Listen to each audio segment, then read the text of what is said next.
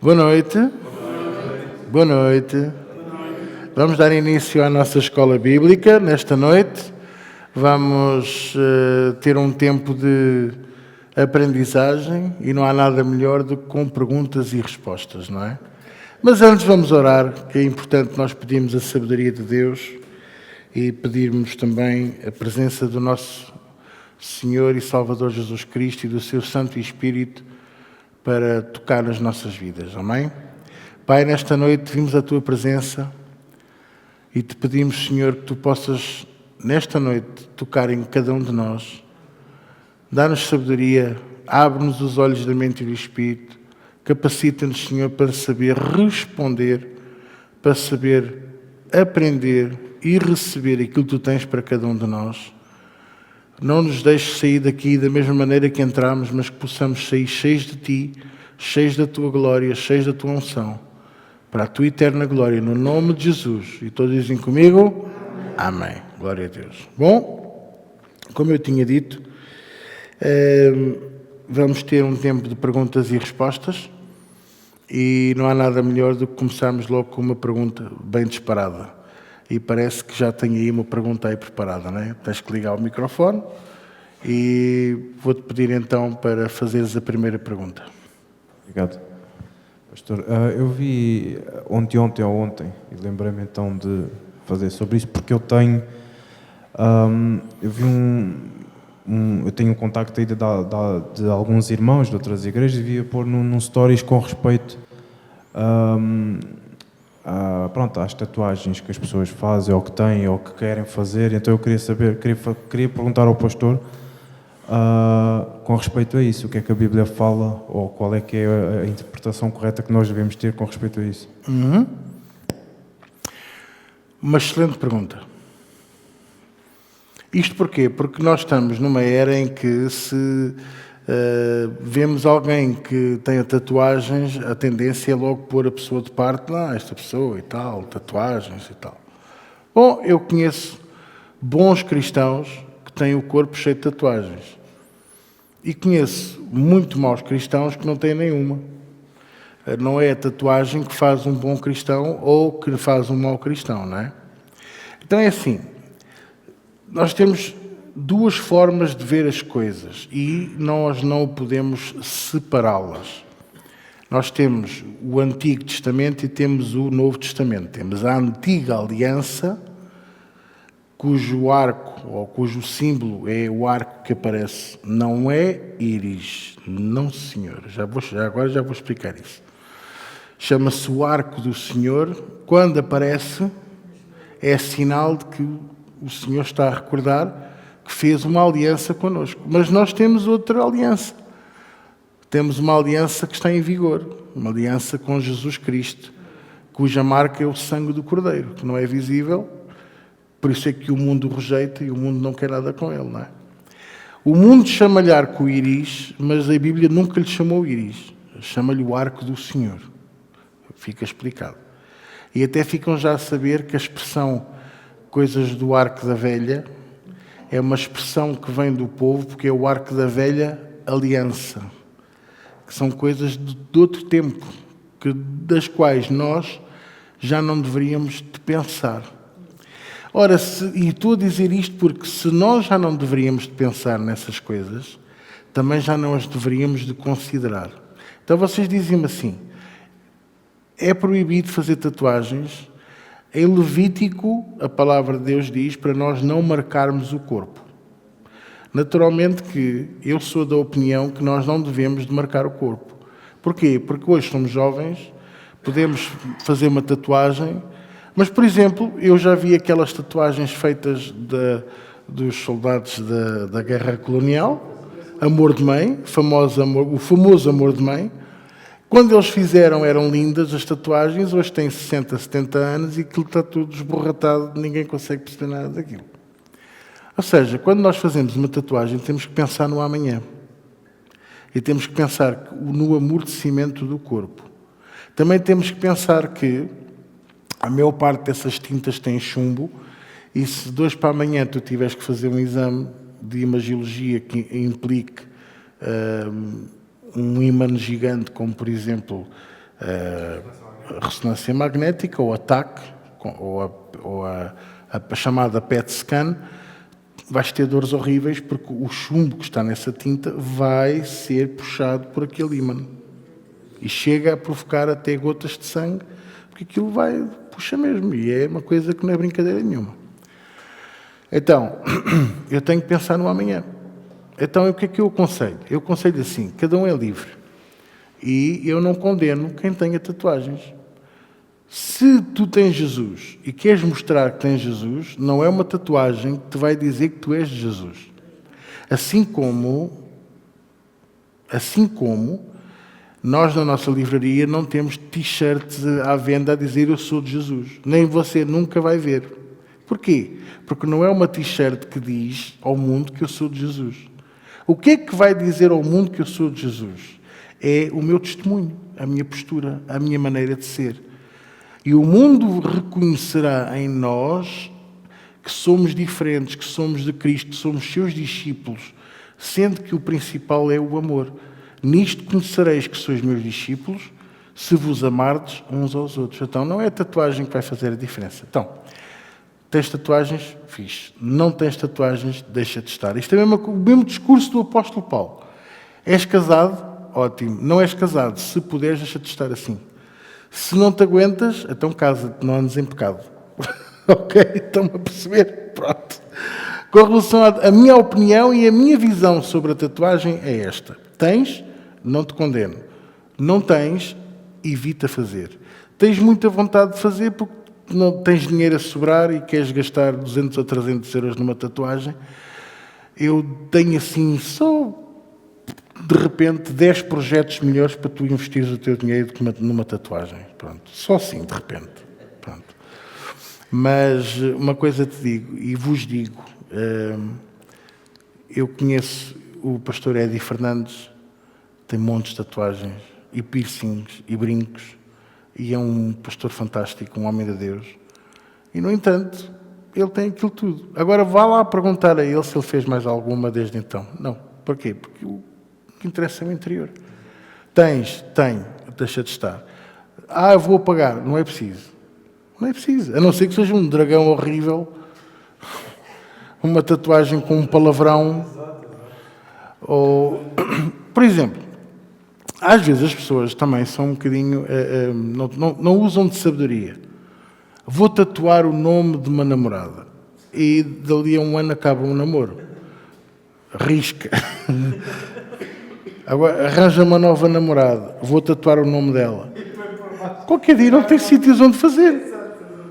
O problema não é riscar, o problema é quando passa da máquina. E tem de contar para cá, porque é o código de barra. Pois é, o código de barras, exatamente. Por isso, o que é que eu quero aconselhar mais do que nunca? Muita sabedoria. Uma vez eu tive uma pessoa aqui na igreja, pastora até, que disse que queria muito fazer uma tatuagem com o nome de Jesus. E eu disse-lhe, está bem. E vais fazer onde? No pé. Olha que bonito. Uma tatuagem no pé a dizer Jesus. Como se as pessoas fossem olhar para o pé de propósito e dizer, Jesus, vamos já converter.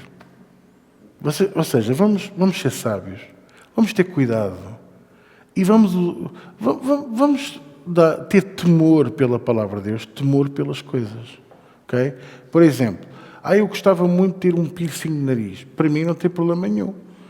Você tem 2 narinas e passa a ter mais 2 sítios por onde o rainho vai sair. Não há problema nenhum.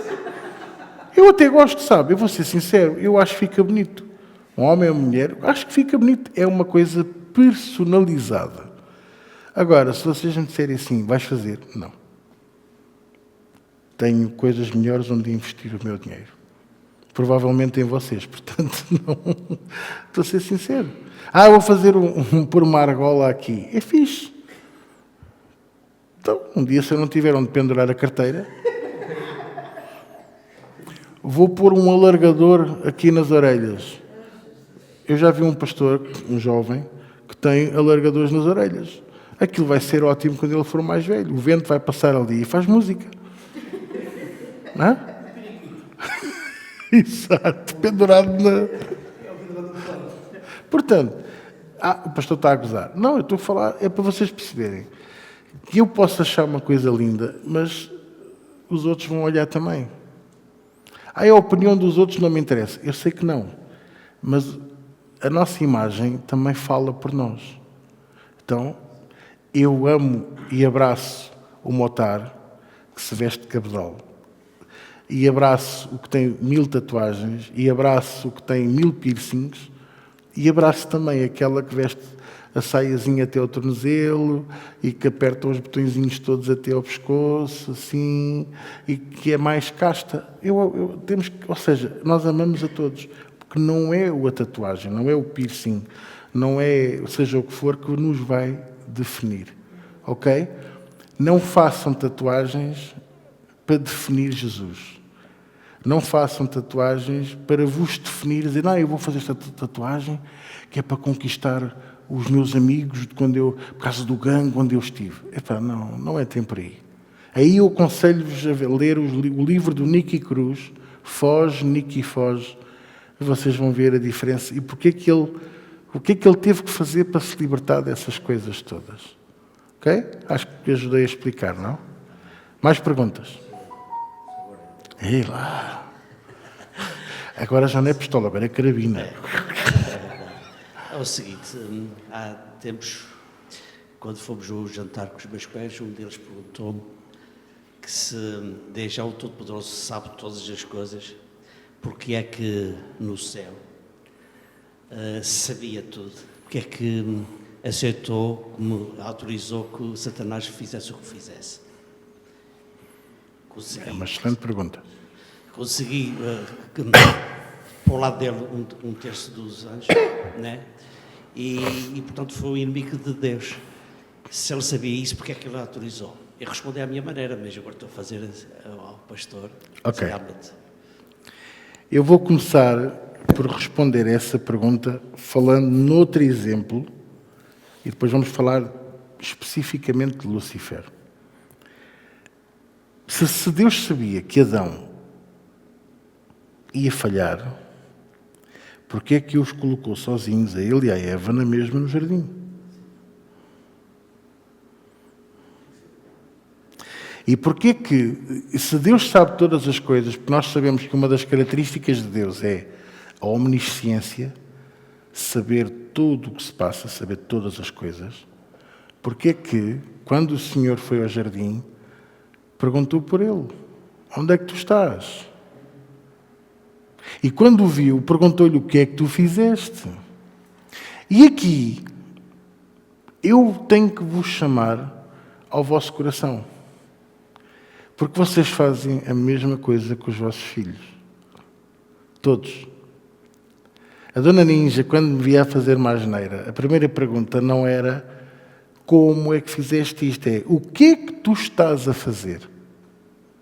Porque a intenção não é demonstrar que eu não sei o que é que está a passar. Até sei. A intenção é, deixa ver se ele é capaz de confessar o seu erro.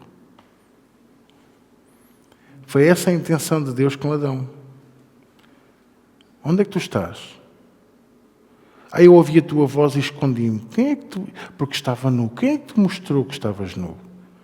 Sabendo Deus tudo o que estava a passar. Porquê é que houve esta conversa? Porque Deus queria que nós confessássemos, sabendo que íamos pecar.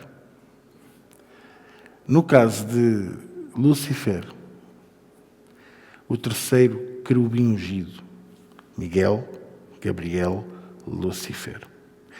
A tradição judaica fala em mais 4. Não vou dizer os nomes. Eu sei os nomes deles. Não vou dizer para não vos fazer confusão, porque a Bíblia não fala neles. Ok? Mas se a Bíblia só fala nestes 3, eles até podem ser 3 milhões. Eu só considero estes 3. Miguel é o chefe dos exércitos, Gabriel é o chefe dos mensageiros e Lúcifer era o chefe do louvor e da adoração. Era ele que carregava nos seus ombros a responsabilidade de continuamente e ininterruptamente, sabe o que é que isto significa? Sem interrupção, sem nunca parar, Deus ser louvado, adorado, exaltado e colocado no trono como deveria de ser. A Bíblia fala nele em 2 capítulos, em Isaías 14 e em Ezequiel 28. Num deles até diz que o corpo dele era formado por instrumentos musicais.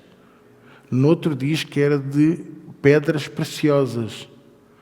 Seja como for, e para Deus nada é impossível, o ele andar provocava música, provocava louvor para Deus. E como ele era lindo, belo, esbelto, excelso, feito à imagem de Deus, e reparou que eu só disse uma coisa, não é? Imagem. Um dia ele começou a achar que também podia subir. Não, eu serei igual ao Altíssimo. E depois diz, não, eu serei mais alto do que o Altíssimo. Eu subirei. E começou-se a exaltar ele próprio. E porquê que a Bíblia fala nisto e não fala no resto que ele fez? E foca-se muito nisto, porque a soberba e a desobediência andam de mão dada.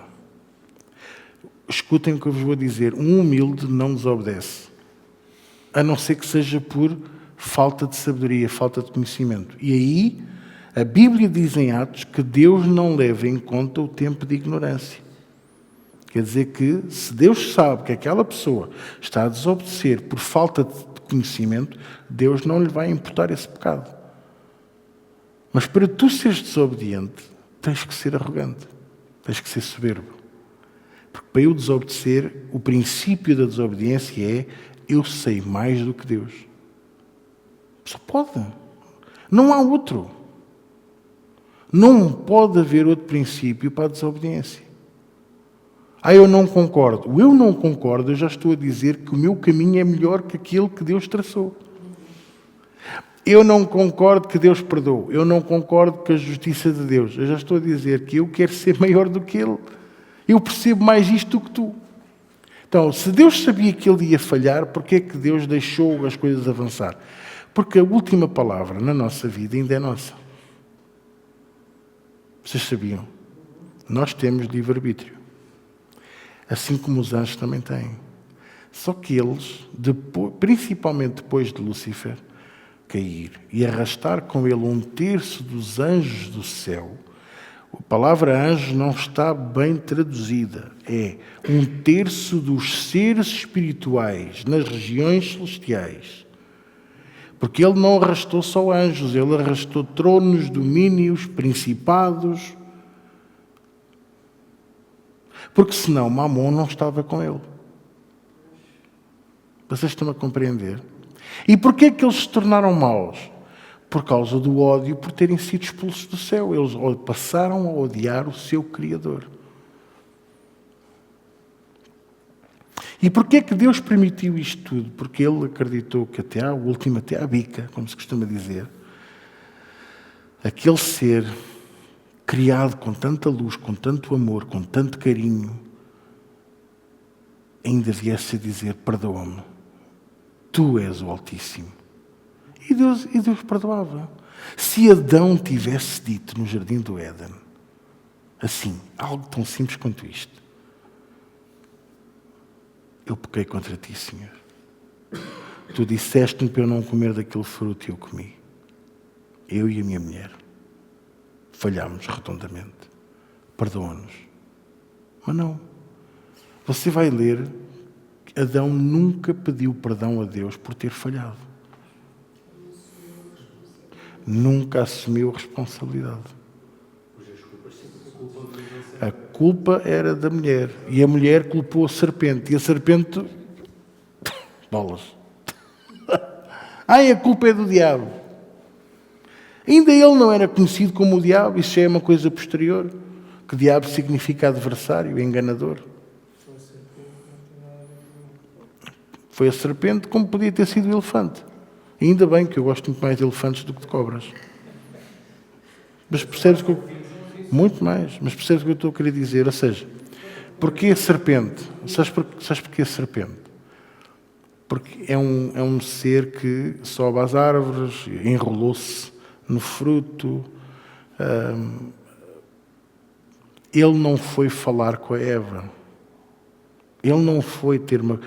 A Eva não estava sentada a olhar, a ver a vista, e a cobra sentou-se. Então, vizinha, tudo bem? Ai, está bonito isto. Deus fez um bom trabalho, não é? Podia ter feito melhor. Há sempre um vizinho que nos diz isto, não é? Não.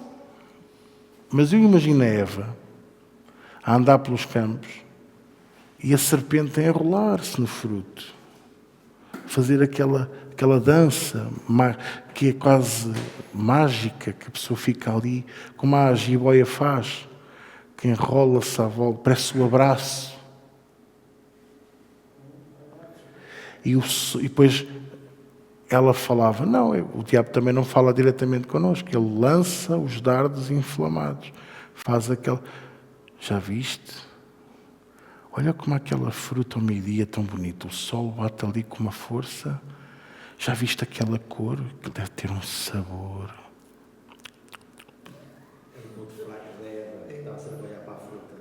O ponto fraco do ser humano é ter tudo, mas como não tem aquilo e não pode ter, aquilo passa a ser aquilo que deseja. Lúcifer tinha tudo, mas ele desejou aquilo que não podia desejar. O lugar de Deus. E porquê que Deus permitiu? Olha, primeiro que tudo, porque Ele espera sempre o arrependimento. Segundo, para nosso exemplo. Para o exemplo daqueles que hão de vir. Porque não se esqueça que todo o ser espiritual tem a semelhança dele, mas não tem a imagem dele, mas não tem a semelhança. Nós é que temos a imagem e a semelhança. Quer uma prova? Isaías 6. A descrição dos serafins, que é uma classe angelical que tem 6 asas. Quantas asas é que vocês têm? Só para saber. Eu sou muito curioso. Não tens asas? A dona Ninja, não... mas tu voas.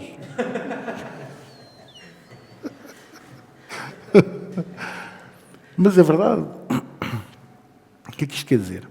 Tem 2 braços, tem 2 pernas, tem uma boca, 2 olhos. Tem a imagem, mas não tem a semelhança, porque tem 6 asas. E as descrições de Deus e de Jesus não falam em asas. Vocês estão a compreender? Tem a imagem. O corpo dele era feito de instrumentos musicais ou de pedras preciosas ou de ambos. Há algum ser humano que seja assim, que ao andar se ouça música? Só se ele tiver. Olha, como aqueles que estão às vezes ali na Rua Augusta, um one-man show, ele mexe um braço e a guitarra toca também a pandeireta e a bateria, e faz assim com o pé e toca ali 7 instrumentos. Faz, não é? Mas vocês compreendem o que eu estou a dizer? Naturalmente, do corpo não há nenhum ser humano igual. Portanto, há uma imagem, 2 pernas, 2 braços, 2 olhos, uma boca. Mas não há semelhança. Estão a perceber o que eu estou a dizer? Mas nós temos a imagem e a semelhança. E é por isso que Ele nos odeia. É por isso que Ele nos odeia tanto. Nós temos a única coisa que Ele nunca teve nem nunca terá. No entanto, Ele teve tudo. Então, e porquê que Deus, sabendo que vamos falhar, porquê que Deus ainda assim aposta em nós? Esta é a soberania de Deus. Esta é a prova de que Ele é Deus e nós não. Ele sabe, Ele faz o que lhe apraz. E não tem que nos prestar contas. Ainda que não nos faça sentido, vocês estão-me a compreender. Mas Ele tem a omnisciência, Ele sabe todas as coisas, sabe. No entanto, Ele continua a apostar em nós. E, no entanto, se fosse no início de tudo, Ele perdoava Adão. E, no entanto, se Satanás, na altura, Lúcifer, se arrependesse, Ele perdoava Lúcifer. Ainda que não continuasse como líder de louvor. Não sei, qualquer coisa. Continuava lá. Mas Ele perdoava. E nenhum tinha sido expulso do céu. Deus não pactua com o pecado. Deus é puro, Ele é santo. Ele não pactua com o pecado. Amém? Eu não sei se eu me soube explicar. Mais ou menos expliquei isso, mas também acrescentei mais uma coisa. Porque Deus quis que ele não... Quer que esteja ao lado dele por amor, não por medo. Exatamente. Portanto, Deus é amor, então quem for para o lado de Deus, como nós, é por amor a Ele. Não porque Ele faz alguma coisa, é por amor a Ele, pelo que Ele é. E Deus deu a oportunidade a isso tudo. Se nós formos a analisar, exatamente, muito bem. Se nós formos a analisar,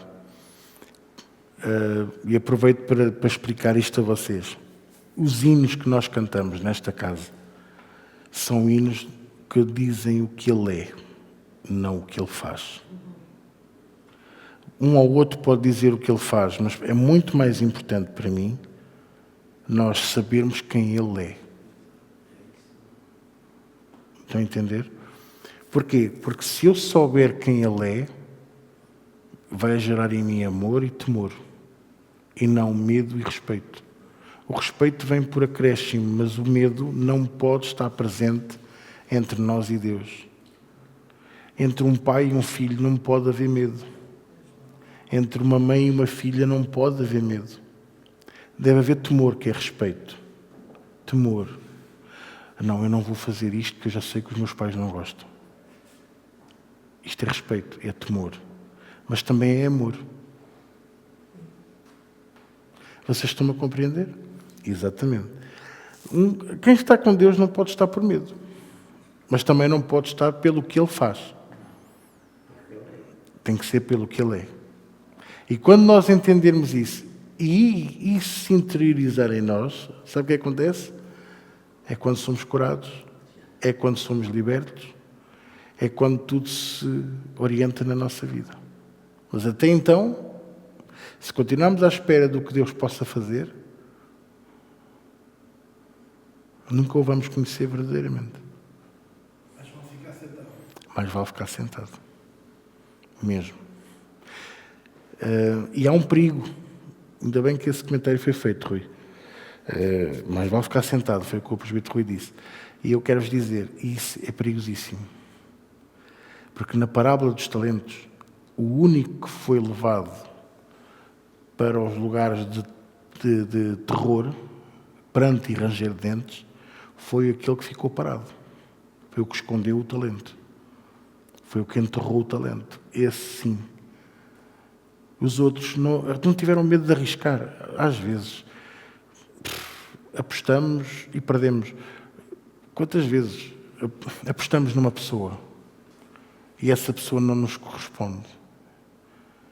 Dói, mas nunca podemos nos arrepender de apostar. Vamos buscar um amigo de infância para lhe dar Jesus. E ele até recebe, mas depois acaba por nos fazer mal ou por nos trair. Eu nunca devia ter dado Jesus. Nunca diga isso. Porque ficar quieto é pior do que dar e ser traído. Jesus nunca afastou Judas da vida dele. E ele sabia que era ele que o ia trair. E porquê é que o fez? Porque ainda assim acreditou que aquele homem... mas, pastor, se não fosse Judas era outro. Que fosse outro. Vocês estão-me a compreender? Que fosse outro. Que fosse outro. Estar a falar de nós. Está ligado? Para cima, tudo para cima. Estamos a falar de levar a palavra, ok. O que interessa é a consciência do nosso coração. Levamos, não é? Que Jesus disse, levem o evangelho aos 4 cantos do mundo, não é? É a nossa missão. Quem quiser, aceita. Quem não quiser, não aceita. Nós até temos que ficar tranquilos com nós próprios, que é a nossa consciência, que é o nosso coração. Connosco Agora não podemos próprios. julgar ninguém. Não quis, paciência. Fiz a minha missão. Está cumprida perante Deus, interessa é para mim, perante Deus. O resto, paciência, tenho pena. Ficar com a consciência tranquila e ficar tranquilos connosco próprios. Concordo. Mas ainda mais em obediência a Jesus. O amor, tudo o que fazemos é por amor. Quem limpa a igreja não limpa por obrigação, limpa por amor. E às vezes as pessoas não compreendem isto. E às vezes aqueles que poderiam e deveriam ajudar acabam por não ajudar. Quem diz a limpeza diz o arrumar das cadeiras. Vocês pensam, às vezes as pessoas dizem assim, ele é um chato com as cadeiras. Mas sabe o que é que isto é, para mim? Zelo. Eu estou a falar com vocês e está ali uma fila que está fora da esquadria. E está-me a dar vontade de fazer um clone para ir lá arrumar aquela fila, pôr aquilo em ordem e voltar para aqui. E sabe uma coisa? Eu fiz uma coisa este fim de semana que nunca tinha feito, que foi delegar a colocação das cadeiras numa pessoa que não eu. E quando eu cheguei foi a primeira coisa que fui ver. E estava tudo perfeito. Não tenho isto a apontar. É um chato com as cadeiras. É zelo. Porque eu faço a mesma coisa com a casa de banho. Eu faço a mesma coisa com todo o sítio por onde eu passo. E olho. E sou um chato, primeira, com o palco, com o altar. E vou ali e ponho as coisas como deve ser. Tudo. O púlpito não pode estar torto.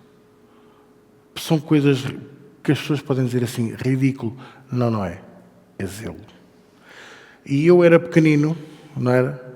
E eu ia com uma escovinha tirar o pó das cadeiras, que eram de madeira, da casa de oração onde nós íamos, quando eu era miúdo. E sabem uma coisa? Eu não vejo os miúdos de hoje em dia com este desejo, eu queria fazer parte, eu tinha desejo de estar envolvido nas tarefas.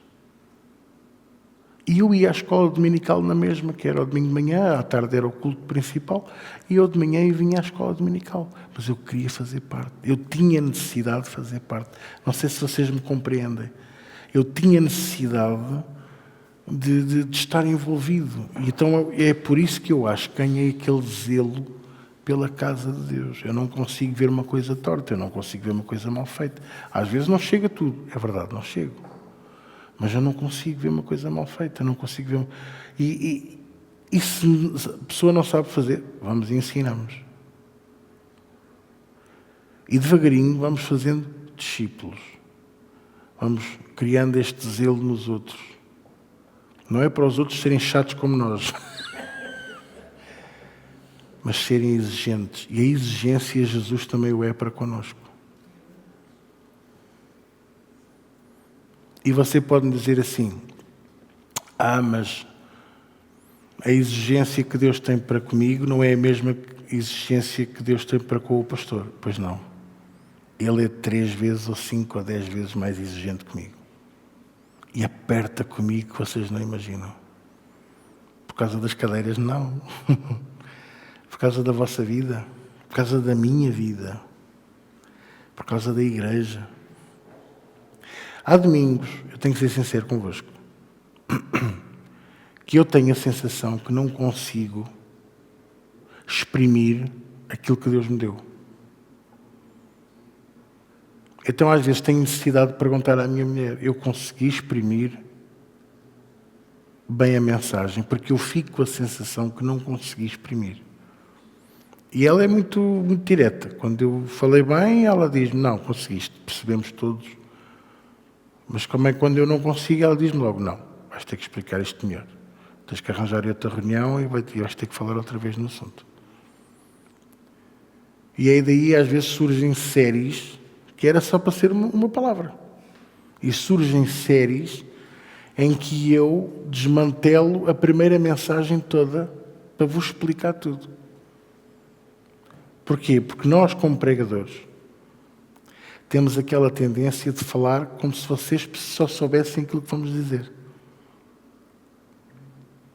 Você fala com um mecânico e você diz assim, qual é o problema do meu carro? E ele diz, então é a cambota.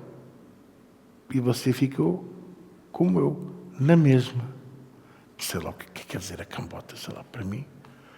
Ele até me podia falar em pistões e eu pensar em pistácios. Não, eu não percebo. Mas eu falo com um mecânico sobre informática e ele vai ficar a olhar para mim tipo, é maluquinho, tinininho é maluquinho. Porquê? Porque ele não percebe nada de informática. Eu, como pastor, tenho a obrigação de, quando eu percebo que vocês não estão a alcançar, E às vezes a Célia diz-me assim, qual é o título da mensagem? Eu digo, é este. Vai haver mais? Vai ter que haver. Porquê? Porque eu pego na primeira e eu desmantelo-a toda. Para explicar um a um a vocês, para vocês perceberem o que é que eu estou a querer ministrar. Com o domingo de Páscoa eu senti isso. Senti que não consegui transmitir. Mas a minha mulher disse, não, foi maravilhoso. Tu falaste como eu já não ouvi há muito tempo. Mas eu estou a ser sincero convosco, eu fui para casa a pensar, eu só falei em traição, vão pensar que eu estou a dar recados ou que estou a falar de traidores, mas não, eu falei para nós somos os traidores. Nós somos os traidores. E que há dois tipos de traição, e há dois tipos de traidor. Judas, a quem Jesus disse, vai e faz o que tens a fazer, faz-o depressa. E Pedro também o traiu, mas Jesus disse-lhe, mas eu roguei por ti. Eu orei por ti. Então ele sabe todas as coisas. E no entanto ele apostou nos dois ao mesmo tempo. E inclusivamente deixou o dinheiro na mão do maior dos traidores. Que nós não sabemos se ele estava a roubar ou não. É apenas um pressuposto que podemos fazer. Vocês estão-me a compreender? Mais perguntas? Não sei se eu respondi. É assim, vou fazer uma pergunta, já foi há 3 semanas, foi aqui dito, mas por acaso estive a falar com alguém e esse alguém acabou por não entender, que eu também já fiz a pergunta, até foi lá fora, e portanto, quando lá fora ninguém ouve, e vamos fazer a pergunta novamente cá dentro. Porque é que Paulo, ao falar Jesus, já sabe o que é, porque é que falava Cristo, Jesus Cristo? Era essa parte, porque eu vi que algumas das pessoas não entenderam, e para ficar aqui bem explícito, porque foi dito aqui somente 3 semanas, 4 semanas. Pois foi. Mas pronto, para vir novamente, digamos, esta pergunta, para todos a poderem entender, já que temos em perguntas e respostas, e venha a resposta. Nós estamos ouvidos. Obrigado. Bom, não se esqueçam que Paulo, apesar de ser o apóstolo dos gentios, ele era judeu. Ele estudou com Gamaliel, ele era membro do Sinédrio, maior de 30 anos, casado com uma só mulher. Ele cumpria a lei à risca. E um dia tem um encontro real com Jesus. E esse encontro real com Jesus não foi o sonho de um judeu. Porque não foi político, nem bélico, nem económico. Como é que Jesus lhe apareceu? O Cristo. Arruma qualquer judeu em toda a parte do planeta. Porquê é que Paulo fala tantas vezes e menciona tanto como sendo ele o Cristo? Porque ele está a dizer a todo judeu que ele não é apenas o Jesus, o Messias. Ele está a dizer que ele é o Filho de Deus, o ungido de Deus. Vocês não imaginam quantos Jesus houve antes de Jesus e depois de Jesus. E quantos não arrastaram multidões com ele. Depois de Jesus, a história de Israel registra um fulano cujo nome era Bar-Jesus. Bar significa filho de, assim como, por exemplo, saúde e vida. Vou-vos dar aqui um exemplo. Nos Estados Unidos, e em Inglaterra é muito fácil saber se o apelido é na sequência, se aquela pessoa tem aquele apelido porque é filho daquela pessoa. É porque termina em son. filho de. Simpson, filho do Simp. Nelson, filho do Nel. Na Escócia é o MacGregor, filho do Gregor. E na Irlanda tem outro prefixo que eu agora não me recordo, mas que também é simbólico de que é filho de. Ok? Há mais prefixos e sufixos noutras línguas. No hebraico é bar, filho de. Este fulaninho apareceu a dizer que era filho de Jesus. E fez milagres. E arrastou multidões com ele. Foi morto, foi crucificado também, mas não ressuscitou ao terceiro dia. Paulo passou por isto.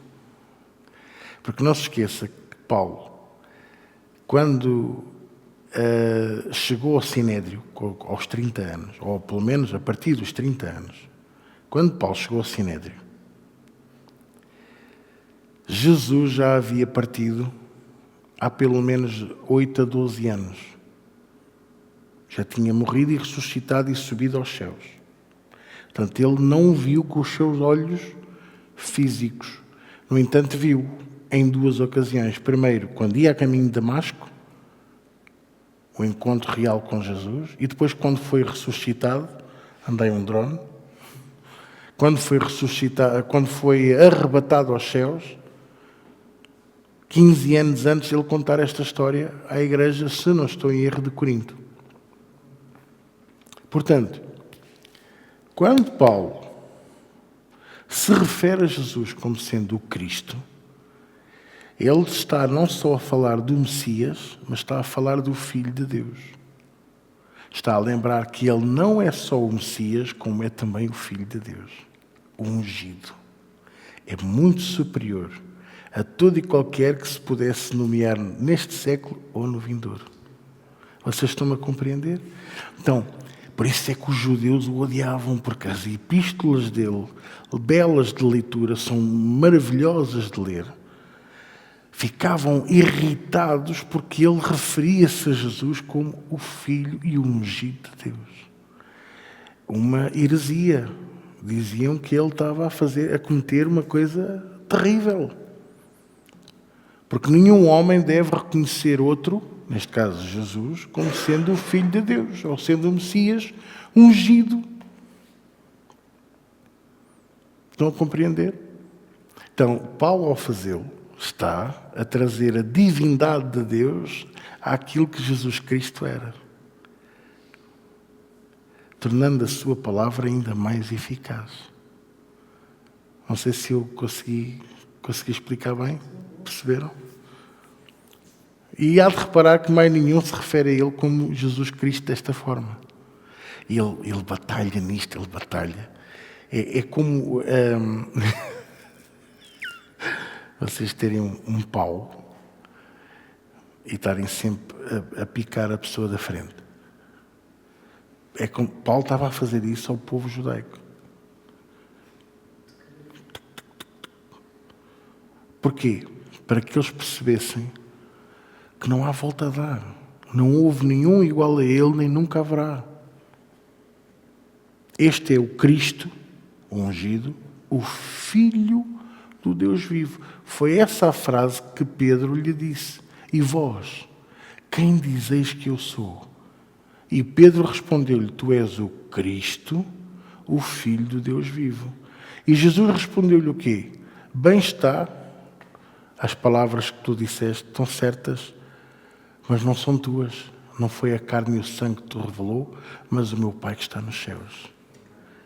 Para que ninguém se esquecesse que o único que tinha dito, este é o meu Filho, em quem eu tenho grande prazer, foi o Pai que disse, não foi nenhum sumo sacerdote, não foi nenhum rabi, foi o Pai, no momento em que ele foi batizado nas águas e no Espírito. E posteriormente, quando Jesus estava no monte a orar, com Pedro, João e Tiago, e eles viram Jesus a transfigurar-se em luz, e Moisés e Elias o serviam. E quando Pedro, no topo da sua sabedoria, disse: "Oh Senhor, espera aí, deixa de estar aqui, vamos fazer aqui 3 tendas, uma para ti, outra para o Moisés, outra para o Elias." O pai teve que interromper a cena e dizer: "Este é o meu filho, escutai-o." Como quem diz: "Cala-te, pá." Vocês estão a perceber? Escutai-o. Então, as palavras que Jesus fala são palavras ungidas. São palavras que vêm do trono de Deus. São palavras que trazem poder, vêm embebidas da presença do Deus Pai. Por isso Ele é o Cristo, Filho do Deus vivo. Ele é o ungido. Cristo significa o ungido, o Filho do Deus vivo. Aleluia. Mais perguntas? A Bíblia fala de talentos, fala de dons. E nós já nascemos com os dons e os talentos, ou Deus dá posteriormente. E se os dá de acordo com o nosso caráter, com as nossas características, ou como é que Ele distribui os dons? Um de vocês procure-me aí a passagem dos talentos, a parábola dos talentos, se faz favor, para nós lermos, porque a resposta está lá. A resposta está lá. Pois, se calhar era melhor. Vou pedir ali aos meus cientistas para me procurarem a parábola dos talentos, se faz favor. Não é das minas, é dos talentos. E enquanto isso eu vou falando. Pincha chouriço. Coisa.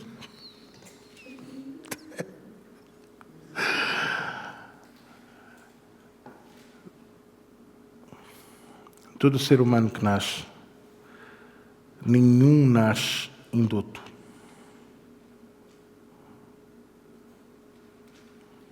O que quer dizer indoto? Nenhum nasce burro. Nenhum de nós nasce sem ter, como é que se diz, valências dadas por Deus. Vou-vos dar aqui um exemplo para vocês perceberem o que é que significa a palavra doto e indoto. Quando eu peço um parecer aos advogados do hospital onde eu trabalho, ao departamento jurídico, eu tenho o costume de, por educação e de respeito aos anos que eles estudaram para aquilo, de lhes pedir os dotos conhecimentos. São os conhecimentos adquiridos e que lhes são pertença do estudo sobre aquela área. Estão a perceber o que eu estou a dizer? Pronto. Quando nós fomos a um advogado, se vocês querem ser pessoas de respeito, digam: "Por favor, senhor doutor, dê-me os seus dotos conhecimentos sobre este assunto." Se você vai lá ao advogado e diz: "Olha, diga lá o que é que você tem a dizer disto", ele vai chutá-lo para canto. O respeito é mútuo. Na parábola dos talentos, não sei se já está. Eu acho que é dos talentos, mas eu queria mais saber sobre. Mas é esta. Já lá vamos. Mas esta é uma boa. Mateus 25. Põe ali no... para eu ver também, só favor. Mateus 25. E Deus, e o Senhor, a um deu 5 talentos, e a outro 2, e a outro 1. Cada um segundo a sua. O que é que isto nos diz? Que cada um de nós tem uma capacidade. Já nascemos com ela. É por isso que um sabe tocar piano e guitarra e bateria, e outro só sabe tocar campainhas. Mas não quer dizer que seja burro. Estão a perceber? Não quer dizer que seja uma pessoa, porque se calhar essa pessoa sabe, por exemplo, tirar fotografias como ninguém e percebe numa imagem, naquilo que vê, tirar a beleza mesmo no meio do caos.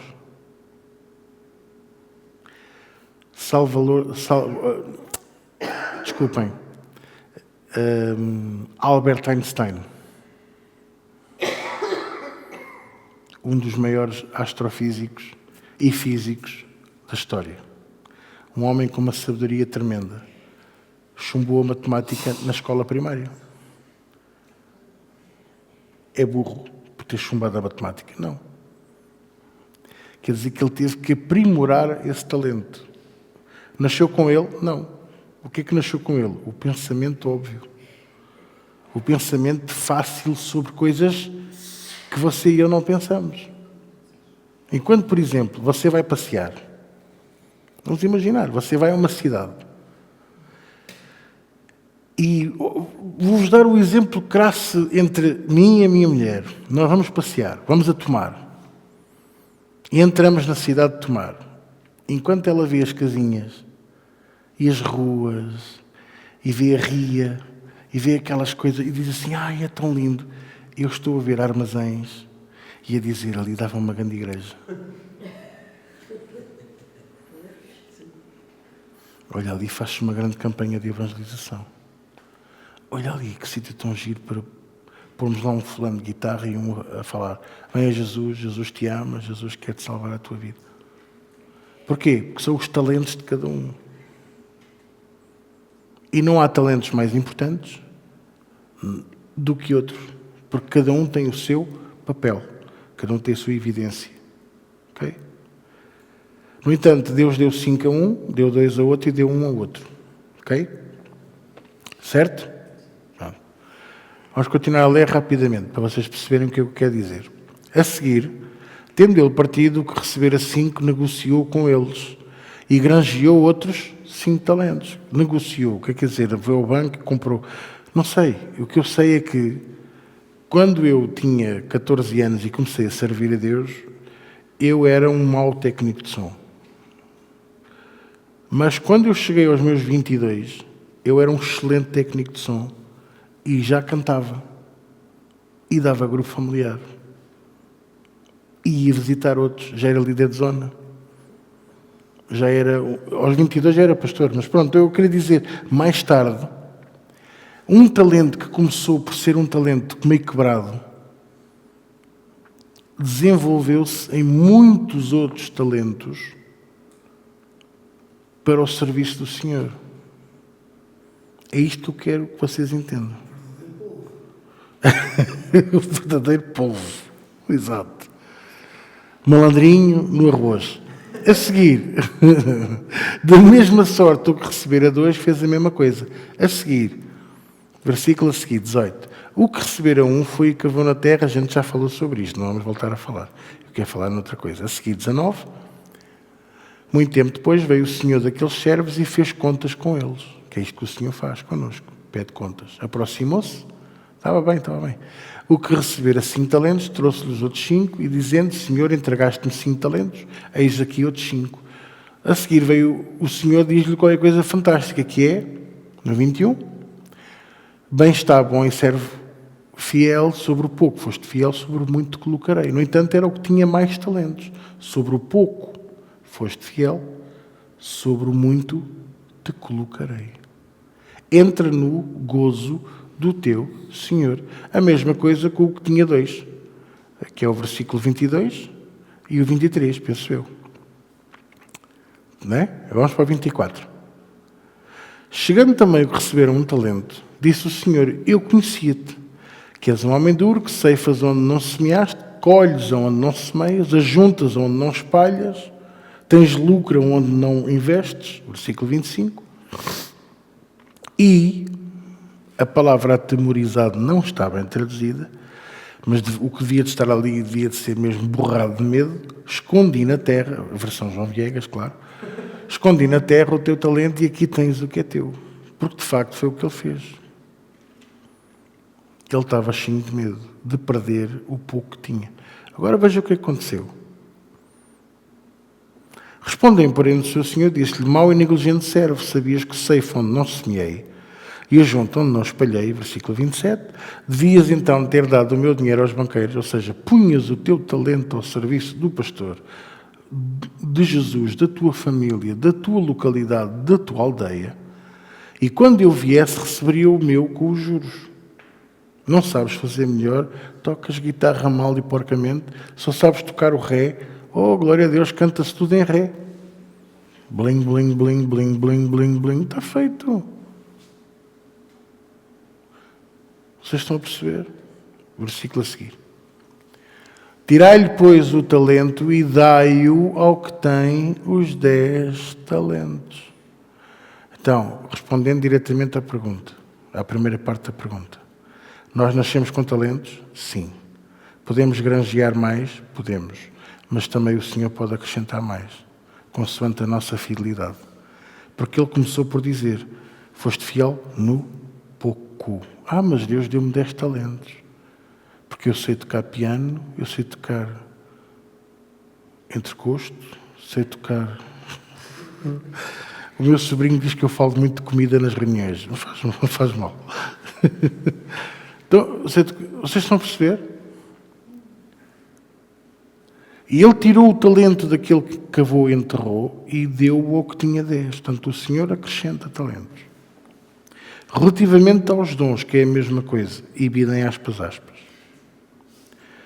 Vocês perguntam-me assim, e podemos ir a Efésios 4, onde está a passagem dos talentos, dos dons. Faz favor, Tiago. Pastor, então, mas hoje os 5 ministérios estão ativos na igreja? Sim. E quais são? Por esta ordem e nesta posição da mão. O apóstolo. É este que o apóstolo é fixe. Não. Experimenta pegar no martelo não tendo o polegar. Boa sorte. Tu até pegas nele. Mas depois não consegues martelar. Não tens força. Nem tens forma de o segurar. Ele vai-te fugir da mão. Ou a chave de fenda. Então, o papel do apóstolo, que é de desbravador, eu costumo dizer que o apóstolo é o homem da katana, que é o que vai à frente a abrir caminho. Então, nós só podemos trabalhar enquanto apóstolos enquanto formos a sítios onde Jesus ainda não está. Porque se nós formos a achar, faz favor, que temos Jesus, não faz mal. O presbítero Samuel queria aparecer no vídeo. Obrigado. Enquanto nós formos a achar, eu sou apóstolo porque o apóstolo tem que ser o líder da igreja. Incorreto.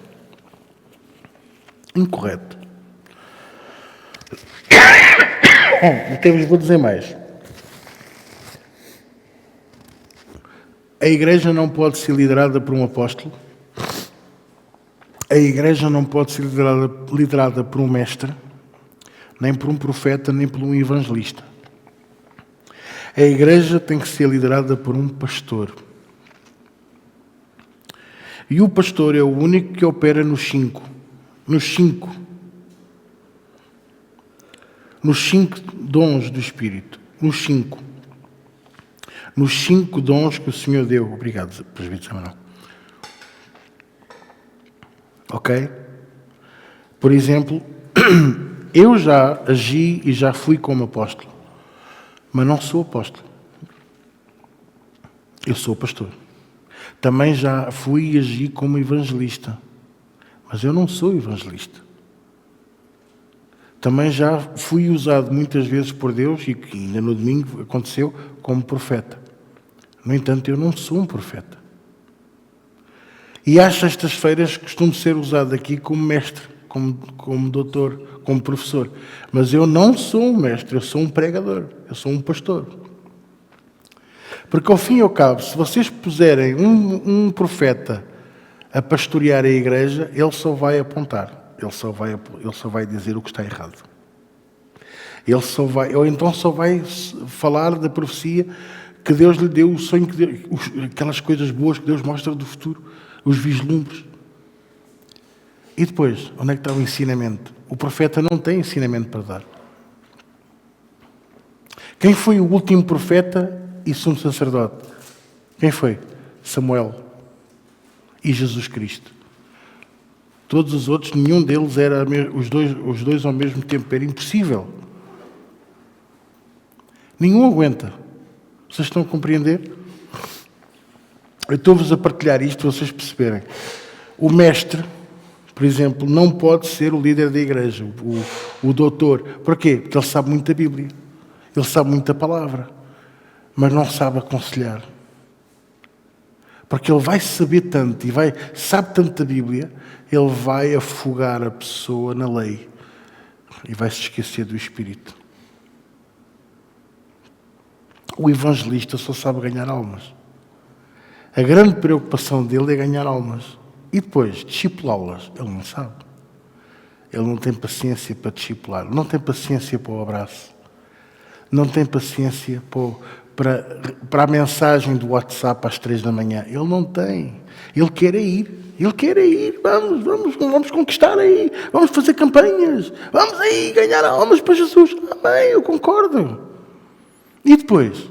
Ganhamos 40 pessoas, 50 pessoas, 100 pessoas para Jesus. E depois começam a sair embora porque não são discipuladas. Não são ensinadas, não são pastoreadas. E é preciso ter um coração de pastor para compreender que nem todos são iguais, que nem todos compreendem as coisas da mesma maneira. Por isso é que não podemos ser liderados por um apóstolo, porque o apóstolo é só para desbravar caminho. O apóstolo significa enviado. É aquele que é enviado por Deus para começar, para trazer a primeira labareda do Espírito. E depois ele tem que sair de cena. Quem era o líder da igreja de Jerusalém? Alguém sabe? Cuidado com o que vocês me vão dizer. Não, que eu vou dizer que és católica. Eles é que dizem que ele era o primeiro Papa. Tudo falso, claro. Não. A Bíblia nunca diz que Pedro era o líder da igreja de Jerusalém. Mas diz que eram os apóstolos que lá estavam. E se vocês forem ver, Pedro é uma coisa, João é outra, Tiago é outra. E tinha lá um diácono espetacular que era o Filipe, que foi usado tremendamente como evangelista. O que é que me está a entender? E quando a igreja começou a crescer muito, os diáconos eram poucos, levantaram Estevão e mais uns tantos, que foi logo apedrejado, o primeiro mártir. Vocês estão a compreender? Mas até os próprios apóstolos, nenhum deles, por isso é que eu não gosto muito de chamá-los, eu prefiro chamá-los discípulos de Jesus, nenhum deles era igual. Porque Pedro, por exemplo, tem aquele discurso fantástico, mas é um discurso de um coração partido aos bocadinhos, mas colado pelo amor de Jesus e perdoado. Vocês vão ler o discurso de Pedro para a multidão e vocês vão perceber que o homem que pregou ali e que levou quase 3.000 almas a Jesus não foi um apóstolo. Foi um homem partido, completamente rasgado, do umbigo ao peito, cortado aos pedaços. No entanto, aquele perdão, aquele amor que Jesus teve para com ele, uma frase tão simples: tu amas-me, apacenta os meus cordeiros, apacenta as minhas ovelhas.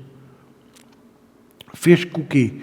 Com que ele tivesse o background suficiente para pregar Cristo e este crucificado àquela multidão. Oh, venha Cristo, tu que estás cansado e oprimido, e Ele vai aliviar como Ele aliviou a mim. Ele não pregou do que ouviu. Eu ouvi aqui o discípulo Tiago falar disto e ele falou muito bem. Não, ele falou do que ele tinha experimentado. Ele falou do que ele viu. E isso é um homem transformado, uma mulher transformada por Cristo. Vão ler o discurso dele e vocês vão perceber o que eu estou a dizer.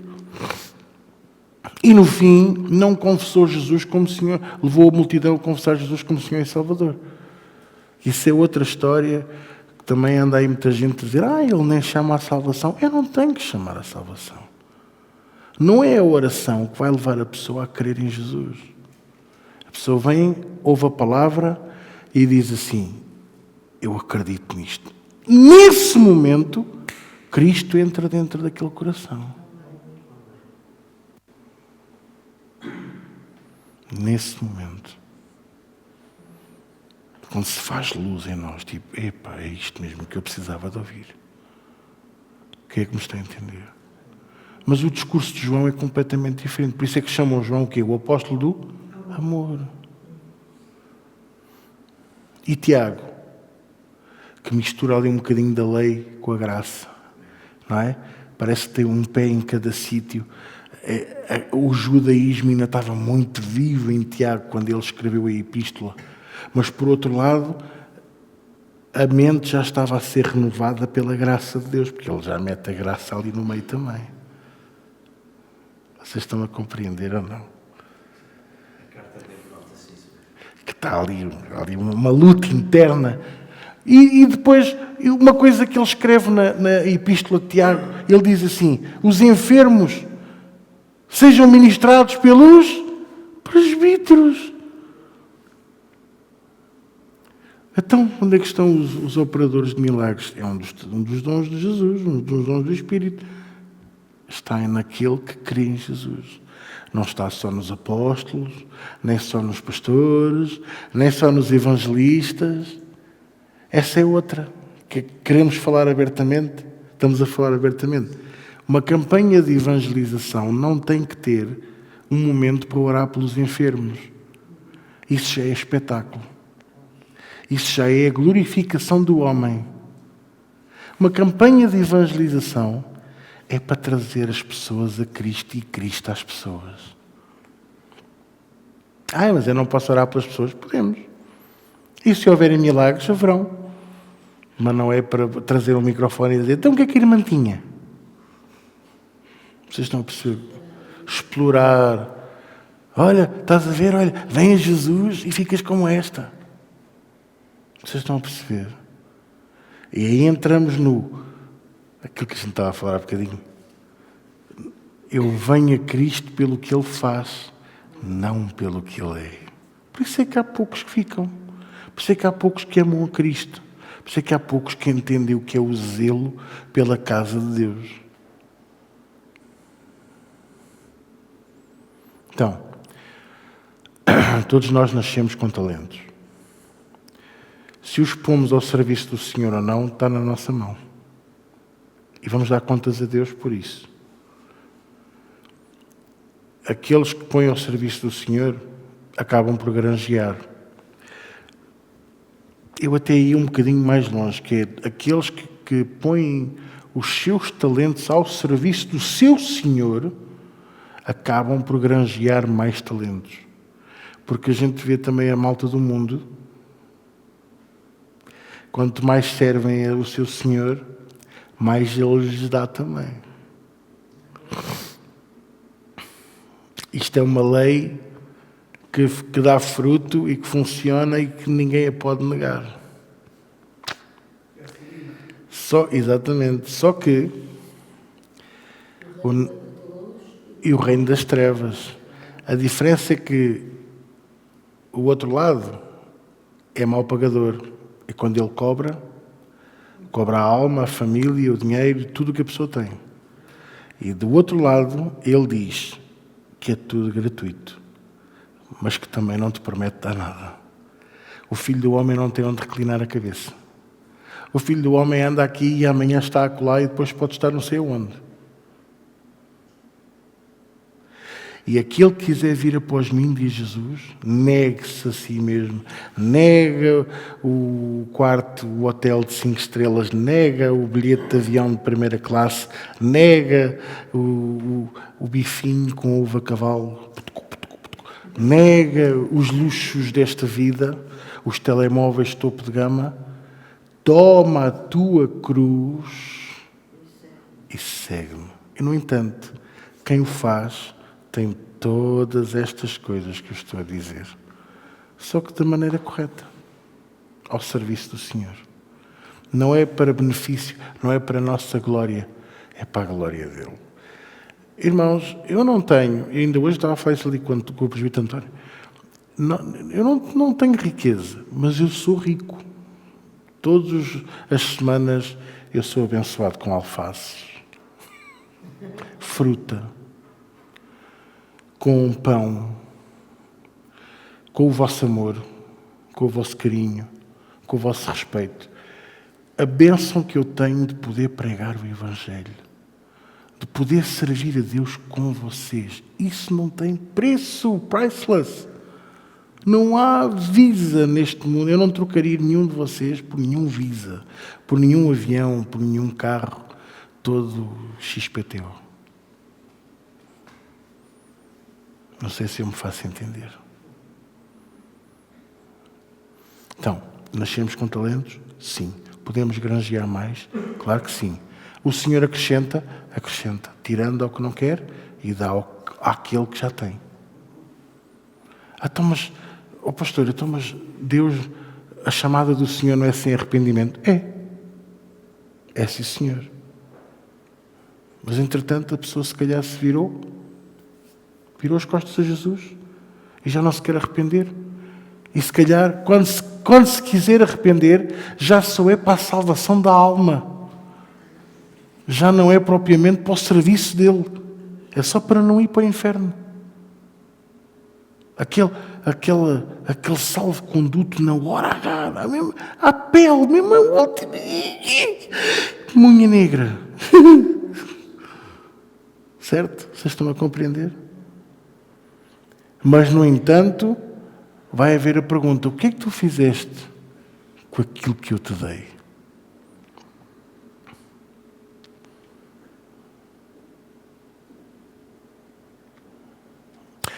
Pastor, mas eu sou bailarino e o pastor diz que não há dança na igreja. Pois não. E o teu talento pode ser a origem do teu salário. És um bailarino clássico, ganhas rios de dinheiro para dançar, não é? Naquelas óperas e naquelas obras de arte musicais e aquelas coisas todas. E a pessoa pensa assim: mas como é que eu vou pôr em prática o meu talento para Jesus? Vivendo uma vida em que as pessoas olham e dizem assim: ele dança bem, mas ele tem uma vida que dá um exemplo maravilhoso. Quantos? Olha, querem um bom exemplo? Querem um bom exemplo ou não? É que eu posso não querer dar. Eu posso querer dar e vocês dizerem: não, pastor, já estou cheio, brigadinha, não é. Diego Armando Maradona. Eu nunca vi ninguém jogar a bola como aquele fulano. No entanto, perdeu-se na droga, no dinheiro, nas mulheres, em tudo mais. A vida, o testemunho dele era horrível. Mas quando entrava em campo, o fulano era mesmo bom. É isto que eu quero que vocês entendam. Deus nunca lhe tirou o talento. E o diabo veio-lhe cobrar pela vida que ele levava. Foi novo, em desgraça, deixou filhos em todos os sítios. Agora ainda hoje estão a disputar numa herança. Criaram a igreja do Maradona na Argentina, é verdade. A igreja, procurem no Wikipedia, não é bonito de se ver, mas procurem. A religião do Maradona. É horrível isto. Talento maravilhoso, mas uma conduta terrível. Acreditem nisto. Mas o meu talento não é aplicável ao serviço de Jesus, mas a tua conduta é. E as pessoas olham muito para a nossa conduta. As pessoas olham para a nossa conduta. Eu estava a dizer há bocadinho ao Fábio, houve o apagão. E as minhas colegas não entraram em pânico, mas estavam muito nervosas. E eu transmiti paz a elas. Eu até demonstrei que estava feliz com aquilo que se estava a passar. Mas como é que tu podes estar feliz? Não há luz, não há internet, não há televisão. E eu assim, pois não, mas olha, vai ser uma noite em que vou jantar à luz das velas com a minha mulher. Vamos para a varanda ver o céu estrelado. Vamos conversar e até descobri que é uma mulher fantástica. Então, agora é que deu para conversar, não é? Quando eu também tive muita paz, não tive problemas, muita volta bem. Até falei aqui com o Rui, a gente falava-se algumas coisas. Mas mostra quando vier a tribulação. É uma amostra Quando vier a tribulação, Quando vier a tribulação, aí é que vamos ver. É uma amostra que vai acontecer. As pessoas vão entrar em pânico e vão ser enganados pelo anticristo. olha, boa. Há pastores que dizem que a igreja não vai passar pela tribulação. Há outros que dizem que a igreja vai passar pela tribulação. Ou seja, que o arrebatamento, uns dizem que o arrebatamento é antes da tribulação. Outros dizem que o arrebatamento é após. Eu digo que vai ser a meio da grande tribulação.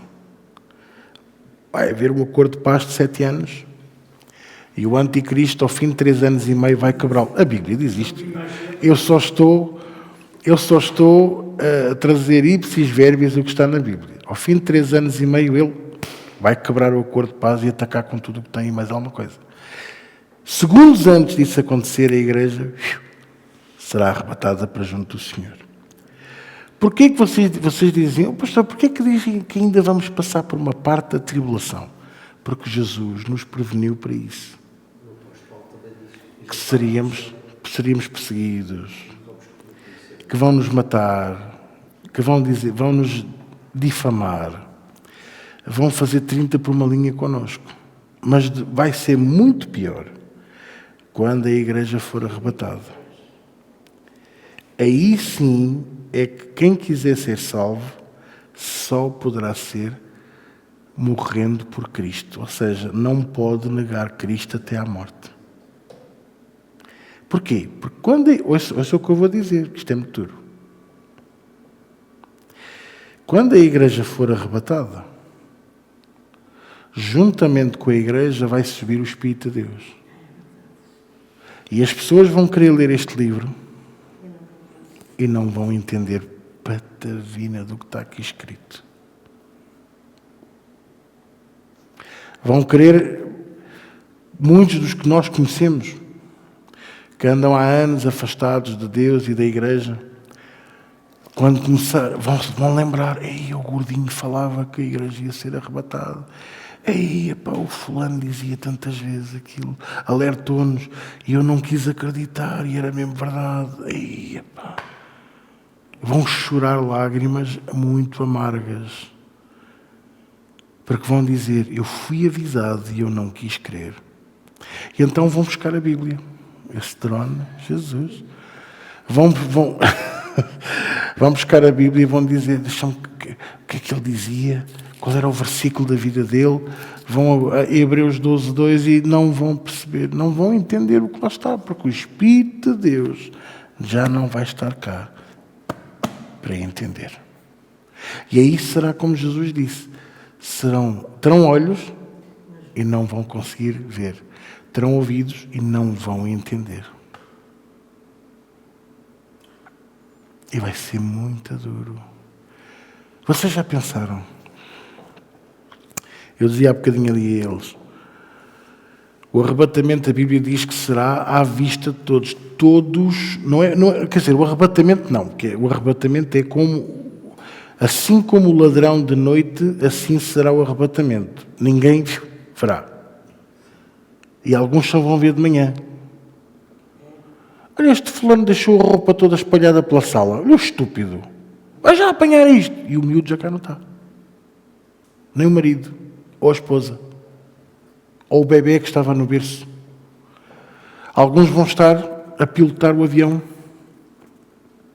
E vocês sabem que há uma regra nas companhias americanas que se o piloto é cristão, o copiloto não pode ser, por causa do arrebatamento.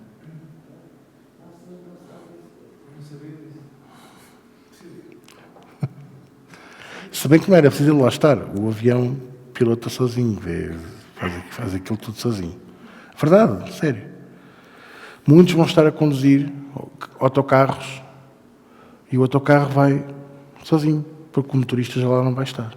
E agora, pastor, animais? É uma boa pergunta.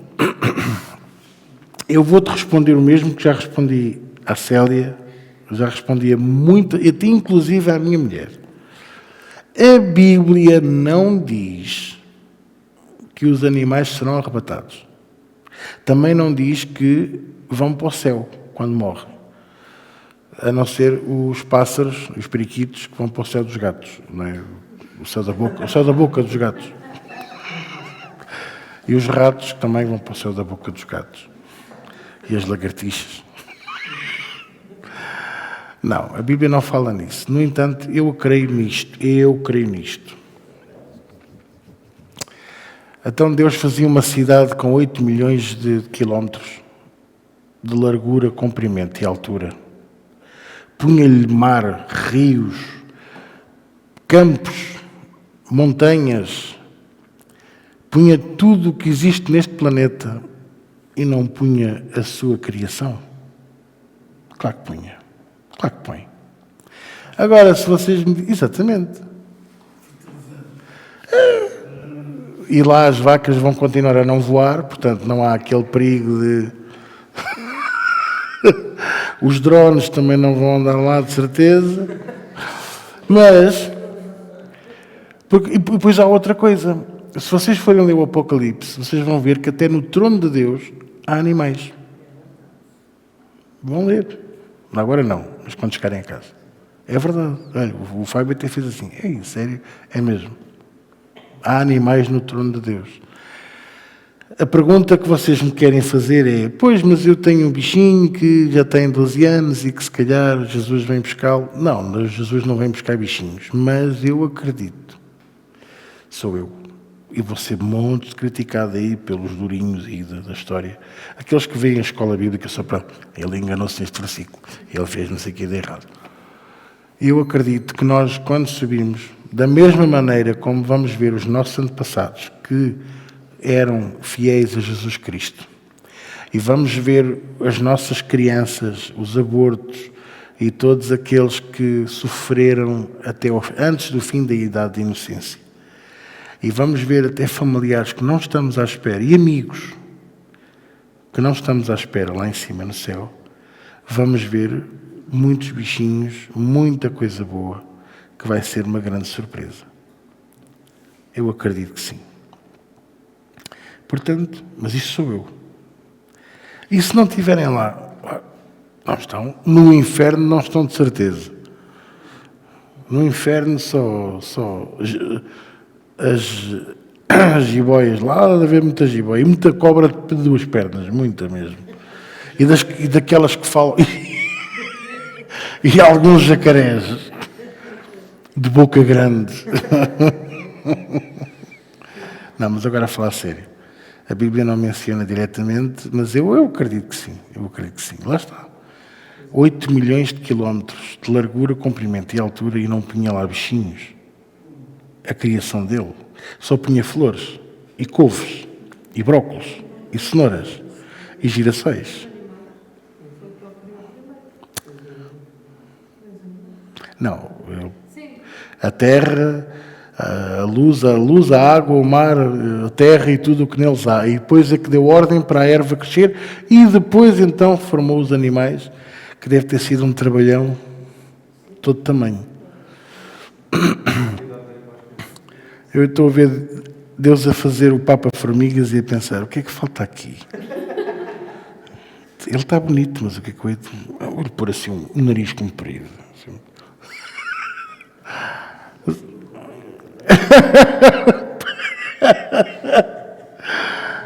Portanto, a Bíblia não menciona diretamente, mas que há animais no céu, que há animais no trono de Deus, há. Portanto, eu não acredito que o Senhor não nos faça ter lá os nossos bichinhos. Afinal de contas, não é o céu. Não vamos lá ver os nossos. Não vamos ver Paulo, Pedro, João, Elias, Moisés.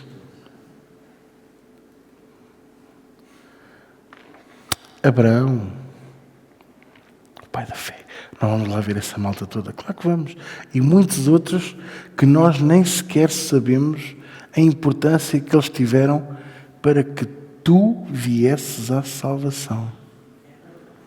Olha, há uma coisa que eu quero dizer a vocês. E vou terminar porque já é tarde. Pode continuar, pastor. Não é que há gente que tem bichinhos ainda vivos e a gente tem que cuidar deles, não é? Portanto...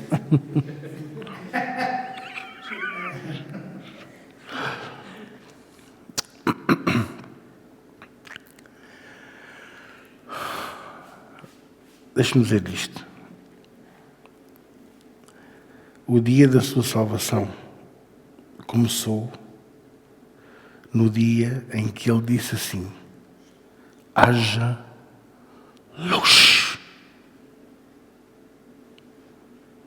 E tudo o que foi feito e criado desde esse momento foi feito a pensar na minha e na vossa salvação e naqueles que ainda hão de vir. Só não vai quem não quer. E há muitos que já... Eu sempre adorei comboios. E uma das coisas que eu achava fantástico era quando da linha em que nós íamos, eu via uma linha a ser formada. Parece que é do nada. Sai ali um conjunto de carris e pode estar ali um segundo comboio ali bem juntinho. Ok? E durante muito tempo, essa segunda linha vai estar paralela à original. E até os dois comboios estão a andar na mesma direção. Mas com o tempo, há um que continua e o outro começa a ir para outra. É isto que acontece com aqueles que o presbítero Rui estava a dizer, que só não vem quem não quer. Que é aqueles que até entraram no caminho, entraram no conhecimento da palavra. Mas depois, com o tempo, começaram-se a desviar. Pequenas coisas. É só hoje. Não, Deus perdoa. Não, Deus me ama como eu sou. Aqueles desvios doutrinários que nos levam à perdição. Vocês estão a compreender? Deus te ama? Sim. Como tu és? Não.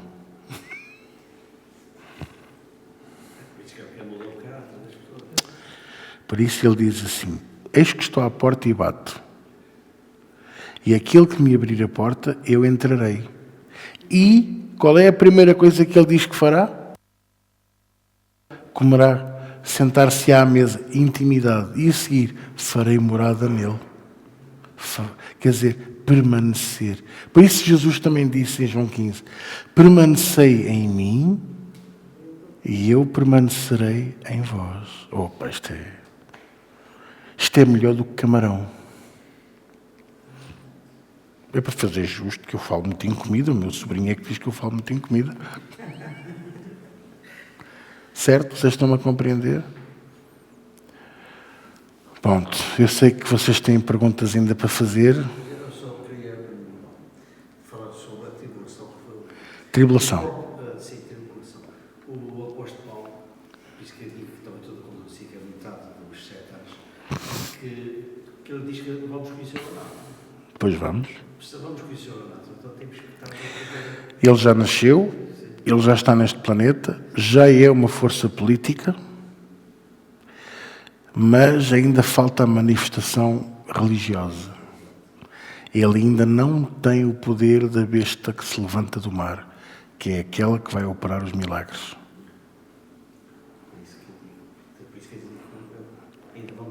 Ainda vamos conhecê-lo.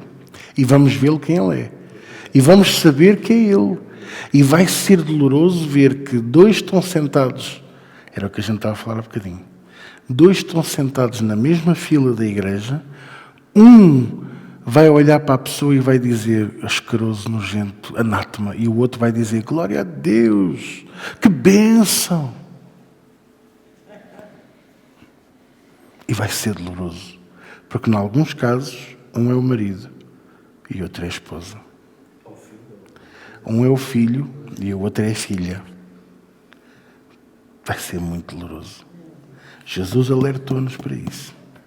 Quando se fala, quando lá chegarmos acima, vamos ver pessoas que não conhecemos, vamos ficar felizes. Estamos à espera. Yeah. Eu acho que vai doer Então, e o Manel? E a Maria? Yeah. Uma vez eu perguntei isso, Rui, a Deus. Porque, a meu ver, imaginem nós chegarmos lá em cima e vermos a avó Maria e vermos o avô Manel e aquela irmãzinha que a gente até às vezes menosprezava, vermos a nossa irmã Lucinda, evidentemente, vermos a nossa Zezinha, vermos a nossa Inês, a Alda, não é? O nosso Carlos Duarte, o nosso Carlos Palma, vermos esta malta toda que nós amamos, temos tantas saudades que já partiram, já estão com Jesus. E depois, se a gente começar a pensar nos que já lá não estão, ou que nunca lá estiveram, então já não é seu. A dor vai se sobrepor ao prazer e à alegria que o Senhor me promete. Então, se vocês forem ler Apocalipse, qual é a grande promessa de Jesus? Não haverá mais nem dor, nem lágrima. Então quer dizer que eu não me vou lembrar mais dos que lá não estiverem. É aqui. Eu sei. Essa dor, Rui, mas essa dor é aqui. Eu tenho um colega que ele fez-me essa questão, porque o irmão dele faleceu e pronto, infelizmente foi uma overdose. E ele fez-me essa questão. Ele perguntou-me então, se eu for para o céu, chego lá e não me vou lembrar do meu irmão. E eu até já tinha comentado assim, eu não soube responder na altura. Mas eu também interpreto dessa maneira. Não é possível eu lembrar-me de uma pessoa que não vai lá estar porque eu vou ficar triste, não é? Não, que ela não está lá. não, eu não me vou lembrar de uma pessoa que nunca lá esteve. E também, como não há aquela relação familiar que nós temos aqui, somos todos irmãos, eu não vou me lembrar especificamente daquele que não está lá. Tipo, vou encontrar o Zé, o Miguel, o Pedro, o Carlos e depois pergunto, e o Paulo? Não. Espero bem que ver lá o Paulo.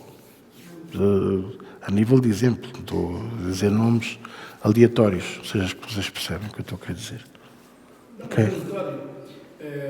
Quando se fala dos comboios, das carruagens, como dava relação antigamente, ali vai ser para cada lado. E agora já não há para acompanhar. Sabem onde é que eu vi isto? Em Algés, um bocadinho em Cruz Quebrada, quando havia o desvio para o estádio, que já não existe, já retiraram os carris e tudo. Aquilo, a linha ali, e de repente começava assim, e eu via aquele desvio, e aquele desvio ia para o meio de umas montanhas, havia ali umas minas, e a estação até era aqui, mais 500 metros ou 600 metros, mas ficava mesmo à beira do estádio do Jamor. E aquilo era assim, eu desviava. E eu pensava tantas vezes nisto, que é engraçado como os carris estão lado a lado, os comboios estão lado a lado, ali próximos. E de repente, quando a pessoa dá conta, o desvio já é inevitável, já não dá para voltar. Ok? A profecia cessará, tudo o resto cessará, até os apóstrofos e as epístolas vão cessar. A única coisa que vai permanecer é mesmo o amor. Eu acho que eu consegui explicar tudo o que vocês queriam. Temos mesmo que ir, senão até ficávamos até às 3 da manhã. Vamos orar? Paizinho, nesta noite, obrigado pela Tua palavra, obrigado, Senhor, pelo tempo que tivemos diante de Ti, obrigado, Senhor, pela revelação, pela capacidade que Tu tiveste de nos mostrar a Tua verdade, mostrar, Senhor, que Tu és um Deus maravilhoso, que sempre zelas por fazer cumprir. Eu sei, Senhor, que Tu és um Deus que sempre cumpres aquilo que Tu te propões a fazer. Toca nos corações do Teu povo, toca no coração de todos aqueles que ouviram esta reunião, todos aqueles que fizeram parte, aqueles que vão ouvir este vídeo ou ver, Senhor, toque em cada um deles, em nome de Jesus. Amém. Eu quero terminar só a ler este versículo, também pode ser? Desculpa lá. Diz assim, Malaquias capítulo 3, versículo 18. Então vereis outra vez a diferença entre o justo e o ímpio, entre o que serve a Deus e o que não serve. E no 17 ele diz assim, quer ver? Eles serão meus. Diz o Senhor dos Exércitos, naquele dia que farei, serão para mim particular tesouro. Poupá-los-ei como um homem poupa ao seu filho que o serve.